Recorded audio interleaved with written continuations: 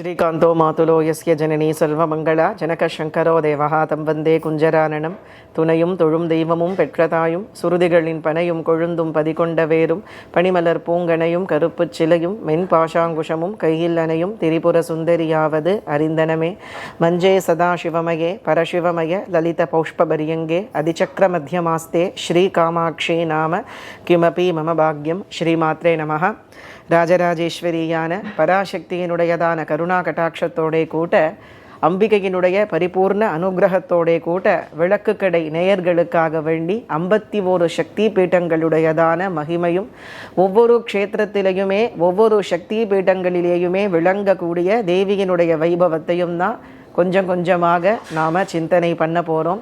முதல்ல சக்தி பீட்டங்கள் எப்படி உற்பத்தியாச்சு, சக்தி பீட்டங்களுடையதான வகைகள் என்ன அப்படிங்கிறத சிந்தனை பண்ணிவிட்டு அதன் பிறகு முக்கியமாக நாம் செய்ய வேண்டியது என்னன்னு கேட்டாக்க ஒவ்வொரு சக்தி பீட்டங்களுடையதான ஒரு வைபவத்தையும் எந்தெந்த க்ஷேத்திரங்களிலே எந்தெந்த ஆலயங்களிலே என்னென்ன வைபவத்தோடு அந்த பராசக்தியானவள் பிரகாசிக்கிறா அப்படிங்கிற ஒரு வைபவத்தையும் நாம் தேவியினுடைய கருணா கட்டாட்சத்தோடு சிந்தனை செய்யலாம்.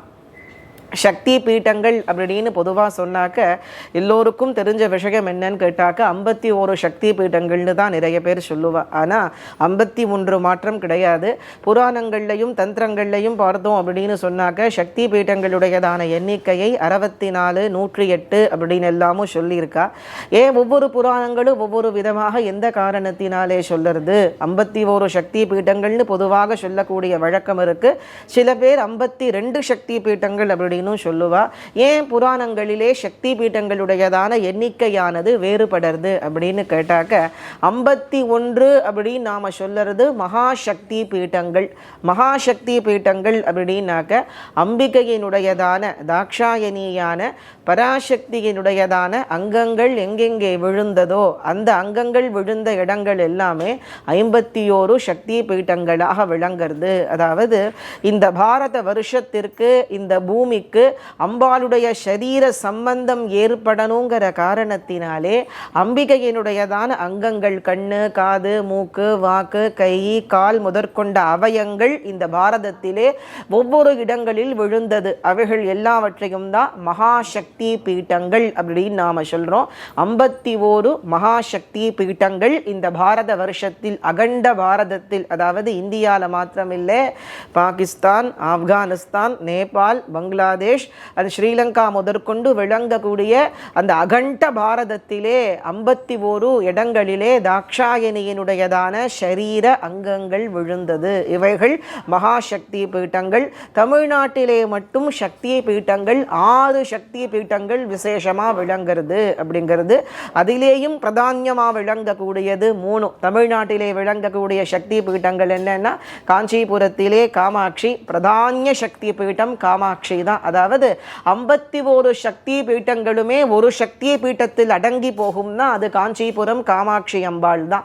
காமாட்சியை தரிசனம் பண்ணினாலே இந்த பாரதத்திலே விளங்கக்கூடிய அத்தனை சக்தி பீட்டங்களையும் தரிசனம் பண்ண பலன் கிடைக்கிறதுன்னா. ஏன்னா அந்த காமாட்சி கிட்ட இருந்து தான் அத்தனை சக்திகளுடைய உற்பத்தியும் நடந்தது.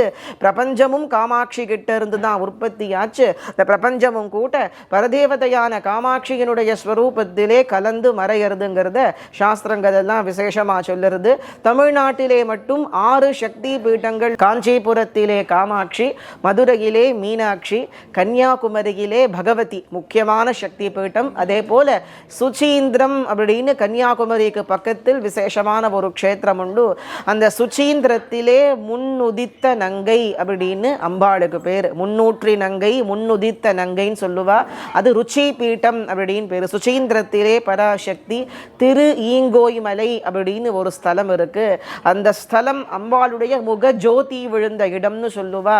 மரகதாஜலேஸ்வரர் அப்படின்னு சுவாமிக்கு நாமம், அம்பிகைக்கு மரகதாம்பிகை அப்படிங்கிறதான ஒரு நாமம். அதுபோல திருவானைக்கா, அகிலாண்டேஸ்வரி, இவர்கள் எல்லாமே முக்கியமான சக்தி பீட்டங்கள். காஞ்சிபுரத்திலே காமாட்சி, மதுரையிலே மீனாட்சி, திருவானைக்காவிலே அகிலாண்டேஸ்வரி, கன்னியாகுமரியிலே பகவதி, சுச்சீந்திரத்திலே பராசக்தி பராசக்தி முன்னுதித்த நங்கை திரு ஈங்கோய் மலையிலே மரகதாம்பிகை லலிதா பரமேஸ்வரின்னு சொல்லக்கூடிய வழக்கமும் உண்டு.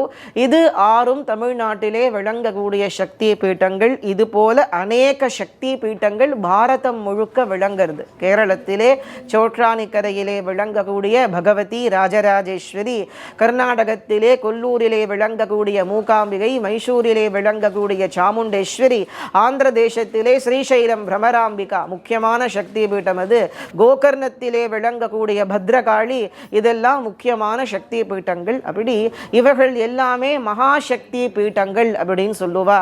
மகாசக்தி பீட்டங்கள் அப்படின்னு சொன்னாக்க தேவியினுடைய அங்கங்கள் விழுந்த இடம் மகாசக்தி பீட்டங்கள். அது 51. மீதி இருக்கக்கூடிய 108லே மீதி விளங்கக்கூடிய சக்தி பீட்டங்கள் உபசக்தி பீட்டங்கள். அதாவது தேவியினுடைய ஆபரணங்கள், வஸ்திரம், இவைகளெல்லாம் விழுந்த இடம் உபசக்தி பீட்டங்கள்னு சொல்லுவா. அதாவது காஷி கஷேத்திரத்திலே சக்தி பீட்டமானது விசாலாட்சி பீட்டம் விளங்குறது.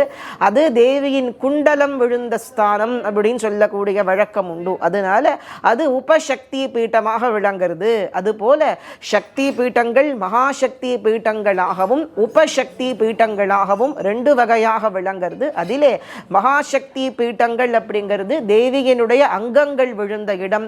உபசக்தி பீட்டங்கள்ங்கிறது தேவி போட்டு கொண்டிருக்கக்கூடிய வஸ்திரங்கள், ஆபரணங்கள், இவைகளெல்லாம் விழுந்த இடமாக விளங்குறது.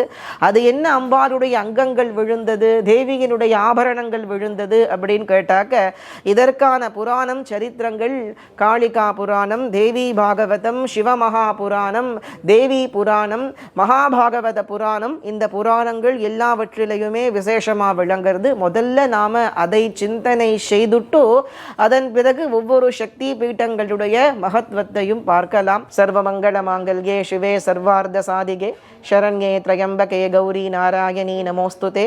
காமாட்சி சரணம். ஸ்ரீமாத்ரே நமः. காமாட்சி காமாட்சி.